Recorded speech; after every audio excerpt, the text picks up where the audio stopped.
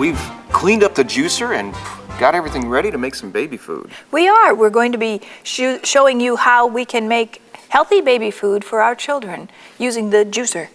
Pretty neat idea. It really is neat how this thing works. And so we've already put this part of the housing on. Again, we have our twin gears that we put together. We make sure we line our magnets up, and then we just slide it in there. Rotate them until they seat, and they're nice and tight. And then we're using the homogenizing screen this time, which has the hole, and we're putting the hole on the bottom. The rest of the housing together. That's so easy. I love this machine, how easy it is. And then we're putting the outlet adjusting knob, and we want everything to get pushed out through the bottom, so we just tighten that up all the way. And we turn it on, put it in the forward position, and just start making baby food. So we just feed a little bit at a time in. Let's see, we need a container. Do you care which one? The small ones first. So what are we doing here? Well, what we have here, we have some cooked carrots, we have cooked parsnip, we have cooked broccoli, and we have cooked peas. And you know how you used to see it in the little jars that you can get at the store? Well, this is fresh, and what we did is we just steamed them a little bit, and then that way we've made some fresh baby food. And now there's no added oil, there's no added salt, there are no preservatives. And the best way for you to be able to feed your baby is to give them the freshest you can. Do you want the carrot and the parsnips in the same one? Wouldn't hurt. Be kind of fun, wouldn't it? Okay. Many times we do that. We see a blend of those when you buy them in the store, so you can easily blend all of these together. But you know, it is so neat to be able to make such healthy foods for our children. And they're in that formative years where they're just growing and putting this kind of nutrition in them. I agree. It beats anything that you find in the store. I agree. Now what you've got here is you have the beautiful color of the orange along with the yellow from the parsnip. And you can take just a little bit of parsnip and add it to the carrot and mix it around. And your baby should have no difficulty eating the sweet carrot in addition to the root vegetable, which is the parsnip.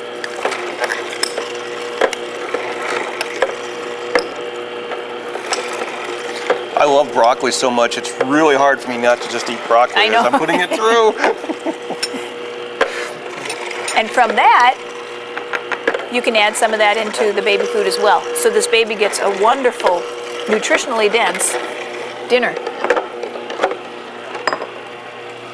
And then we can do some peas. There you go. Now, Whoops. There you go. peas are a little more difficult to funnel in. How about if we, there we go. There you go. We'll just funnel some up in there.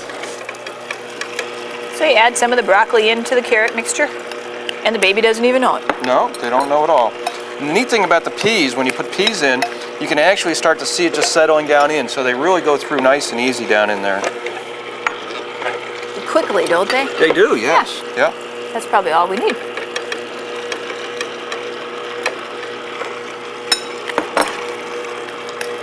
You can store this in a closed container in your refrigerator for about 24 hours.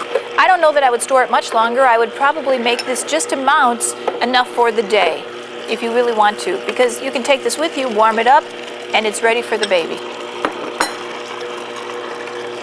Are there any other vegetables that you would recommend for making baby food out of? Maybe some potatoes if they were baked? Or sweet potatoes? There are a lot of different types of vegetables that you can use. And I'll take one of those empty ones just so I don't make a mess over Sure. There we go. So you add just a little bit of pea mixture into this baby food. The peas, you can tell, are much more moist than some of these other vegetables, so they do add a little hydration to it, and that mixes it up. If you find that this is a little too thick for the baby, you could probably add a little bit more water to this, and that would liquefy it just a little more, because sometimes babies, that's a little thick for some babies, depending on their age. Or add some more of the pea, because that has so much moisture to it. And you know, if you have a problem with your teeth and you're not able to eat even as an adult, this is a great way to get that nutrition in. There was a period of time when I had such colon issues that I actually would make myself baby food, and that helped my colon so much more. I just couldn't eat for a period of time. So now you've seen that this machine that's made as a juicer is also a great baby food maker. And when we come back, we'll be making... Ice cream. I love ice cream. We'll see you in a minute. All right, we're back. We're cleaned up and ready to make some ice cream. Sounds wonderful. Yeah, we love ice cream. And we'll start by putting the machine back together again. And that doesn't want to stay there while I put the gears together. So we'll just line those gears up, put it in place, hold it, and twist those gears in place. You hear it lock. And then this time we're using the hole blank, so there's no holes at all in that screen. There we go. Putting our top on. Pretty fast there, bud. Oh, it's neat, isn't it? And then this time we're using this little knob that'll make it come out like soft serve ice cream. It's really neat the way this works. You're gonna love watching this. So we're gonna just turn it on, and since our ice cream is gonna come out at the end, we'll put our bowl at the end here. We need to plug it in. There we go. And we turn it on and we're ready to go. How about if we start with some mango? I'm good with that. Now, we started with frozen mango. We like to get mango ourselves at the grocery store or health food store. And we get them whole and then we freeze them when they get ripe. We peel them and freeze them up. Or you can just buy it. A lot of grocery stores now have bags of mango. Yeah, this came in a package. Just frozen and ready to go. Look at how neat this is coming out. Just comes on out. Now you'll notice that the first part of the mango that comes out is a little softer, and then it'll get a little harder as you do more. How cute. I love the color of that. Isn't it neat? Now if you want it to come out a little firmer in the very beginning, you just need to put the gears in the freezer. And that'll cause your ice cream to be firmer as it comes on out. Isn't that neat? That's gorgeous. So shall we do some bananas? Sure, sounds good. So we get bananas, we get them when they're nice and ripe, which are speckled, and then we peel the bananas, and after we peel them, we put them in freezer bags. That's exactly right. And you want to keep them on the counter and make sure they have lots of brown freckles, because then they become sweeter as they sit on the counter. Much easier that way. And you can see how now the banana is coming out. It's actually color. changed color coming through there. Some people freeze their bananas whole like this. We actually cut ours. We do. We cut them into thirds typically. Makes it a little easier to break apart sometimes. That's right. Now what else do we have here to put in? Gosh, you can put anything frozen in there. Let's throw some strawberries. Strawberries? Oh, strawberries are really neat as they change the whole color structure. Now, you know, Dr. Malkmus, when he first changed, or before he changed his diet, he used to do a whole thing of ice cream. He used to eat a whole bucket of ice cream? All by himself. He'd go buy a half, or one of those things, half gallons, I think it is, of Breyer's ice cream, and he would just eat the whole thing. Well, he didn't share? No, he wouldn't share. My goodness. Look how pretty that is. How fun. Could you imagine your children watching this and saying, wow, fun? What is that? Yeah, looks like a worm. Kids Now, will every love once that. in a while, you'll see where it kind of binds down, and the Green Star has a reverse. And so I just put it in reverse for a minute and push it back forward, and it works just fine. Okay, want to try a different color? Sure. Go with some pineapple. Some pineapple. Well, that chunk's a little big. And what are you doing there? I am going to create something called lemon zest. And what you do is you add the lemon zest to your juicer. And at that point, what that will do is it will add a zesty flavor to this ice cream, like you see in other types of sorbets. Boy, I love that smell. Oh, it smells good, doesn't it? You just put the lemon right down in the shoot of the Green Star. That's all it takes. Oh, it smells good. I know, it's a fresh lemon. And so we can do the same with blueberries. And you can do one fruit, like you can do bananas all by themselves, you can do mango all by themselves, or you can do a variety. You could do your We love when we do some of our demonstrations to do the banana, the blueberries, the strawberries, because they add such variety and such color. The color is what gets everyone. They think, my gosh, look at that. And so again, you can see how the colors have all changed. So that's basically the process of making ice cream in the Green Star. At least that's the work part. Oh, and now comes the fun part. What's left is the enjoyment part. That's right. So what you do is you just take this and put it inside of your pretty little cups. Add a few more colors to it, and you've got yourself a lovely ice cream treat.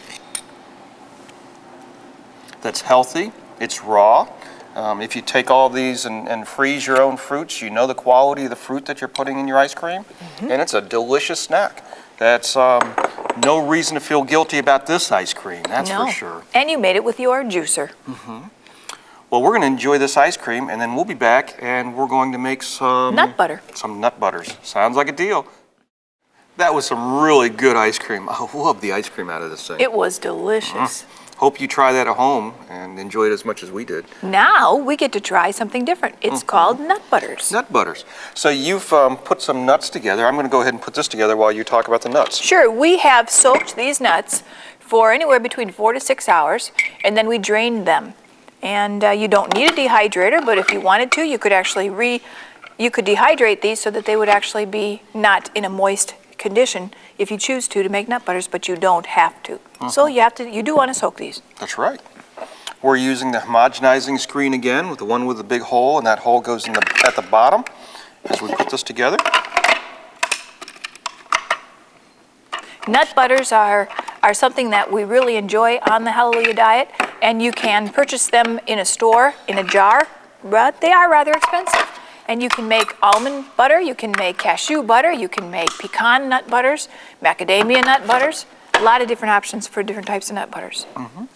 And we're putting our juicing knob on this again because we're wanting to keep the nuts in there and have them come out the bottom.